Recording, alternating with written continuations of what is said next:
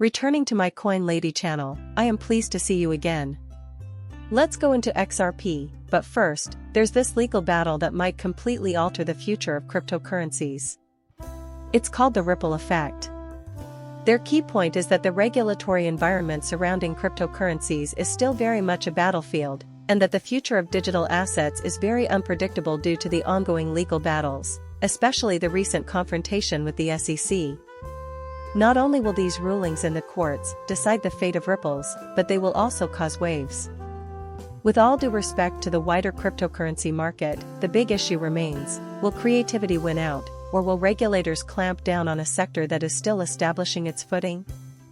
The outcome of the Ripple v. SEC case could provide much-needed regulatory clarity to the industry and inspire other crypto projects. This is why other crypto companies, like Coinbase Finance, are referencing Ripple v. SEC in their own legal battles with the SEC. This provides such businesses with a case to counter the SEC. But rules are on the way for this industry, as everyone knows. Cryptography is here to stay. You know, every now and then you'll come across writers who have contributed to this piece, and maybe others like it, asking, will crypto make it? Do you think crypto's days are numbered? What the fuck? We're so not in 2014. We have left the year 2017. Crypto's popularity is only going to grow from here in 2024. Ripple's XRP token is not a securities. A fresh accusation by Stuart Alderoty is revealed. Similar to how trading cryptocurrency does not constitute a security, Stuart argues that the secondary market for this ticket does not either. A securities market is one type of market. Since Gary is aware that tokenization is imminent and that there is currently no obvious way to implement it, you may be wondering why he wants to convert every market into a securities market. As Gary mentioned before, tokenization or assets that are tokenized might be considered securities in several situations. Gary must leave the SEC immediately. With Gary in the SEC, tokenization will have a hard time taking off in the US, but things will change quickly if he leaves. The $2.5 billion that Chris Larsen possesses.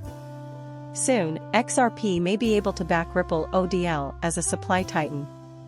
Consequently, Chris Larsen's wallet had 50 million XRP tokens sent to it.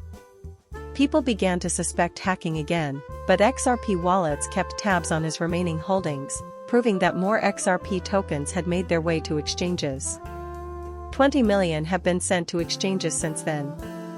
Following the latest transfer of 10 million XRP to Binance, data suggests that there are just 5 million tokens remaining on-chain. As a result, Chris Larsen's XRP is being sent to the exchanges.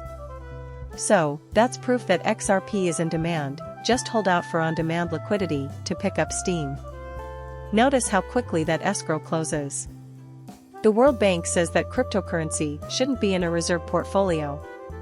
Thus, the global banking system prioritizes this area. Volatility is something they discuss. Reduced volatility is necessary, in their opinion. Crypto assets' yearlyized volatility of 70% is far higher than that of equities and gold, which provide more stable custody and safekeeping options. Thus, central banks should not employ them as a means of shock self-insurance. What exactly is Ripple making at this very moment? So, they're making a better custody arrangement. The answer: what the banks are requesting is probably what you see Ripple doing as well. That's the best the World Bank, the International Monetary Fund, or whatever is requesting can do. There's no turning Ripple in that direction. Big investors are wary of taking on and managing significant exposures to crypto assets because there are too many risks associated with initiatives involving crypto assets that are not sufficiently decentralized and hence subject to significant control by a governing body or central party. This is because, in contrast to more conventional forms of currency and investment, they have far lower market capitalization and liquidity. Nevertheless, risk management through derivatives markets has progressed. The most valuable digital assets, including Bitcoin and Ether, now have a lot more buyers and sellers. I believe that as we enter a more regulated market, Bitcoin will face significant challenges due to central banks' perception of it as a cryptocurrency controlled by China. In contrast, government bonds and other extremely safe investments are the standard for these institutions. Crypto assets typically don't accomplish anything practical on their own, like paying interest or dividends. This former, unprotected mental space still has many mysteries and perils. Despite the fact that staking has the ability to provide income and DeFi apps can help generate returns on crypto assets, this is still the case. However, staking is currently being considered for XRP as well, and I am really excited by it. A steady stream of passive revenue will result from it.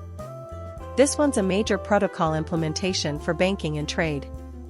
The use of crypto assets in international investment and trade is essential. This will protect reserve managers from unexpected financial and trade shocks. Adoption of crypto assets is now modest, but that will change rapidly as demand increases. Furthermore, I believe the World Bank is behaving in a way that indicates they only consider two cryptocurrencies to be valuable. Recall that XRP and XLM were mentioned as stablecoins? Excuse me? They weren't implying that they would be paid $1. But rather that they would be redeemed and sat at a greater, more stable value. After that, they move on to discussing international financial activities and payments. Additionally, XRP's transaction throughput was limited to 1500 TC/s in the past, but that will soon change thanks to the Interledger protocol, which allows for 1 trillion TC/s. Because that is its intended use, it will be quick enough to service every person on Earth. An official proclamation of war is this new document. According to the ECB, those who buy Bitcoin early end up robbing those who buy later. It is my firm belief that the authorities will implement severe taxes or prohibitions based on this Ludai reasoning. According to the European Central Bank, whales are stealing from new investors or using them as a means to cash out, and the bank is planning to tax Bitcoin heavily as a result. This is something I really dislike now. Why should people who were astute enough to invest in Bitcoin early on have to pay taxes on the money they gained with it? They already pay a lot in capital gains tax, why should they pay more? That ought never ever occur, in my opinion. And if they do this stunt with Bitcoin, they'll definitely pull it with other coins. But they continue by saying that Bitcoin is in a bubble that will pop at some point. In the future, the ECB does not anticipate Bitcoin to have any significance. Not when a new monetary system arrives, and not if anybody else wants to either. If they have Bitcoin or London and wish to sell it without paying a ton of taxes, then that should be possible. You can't only punish those who were astute enough to purchase Bitcoin before everyone else. In the future, the same could be said about XRP, we were astute enough to purchase it while prices were low. We shouldn't have to pay more in capital gains when the price goes up to $100 or $1,000 or more in the future just because someone else is paying more for it at that time. There are a lot of reasons why I find this idea repugnant and undesirable. The truth, though, is that XRP is better than Bitcoin. My video would not have been seen without you. Thank you for watching my channel and for subscribing. I will see you later.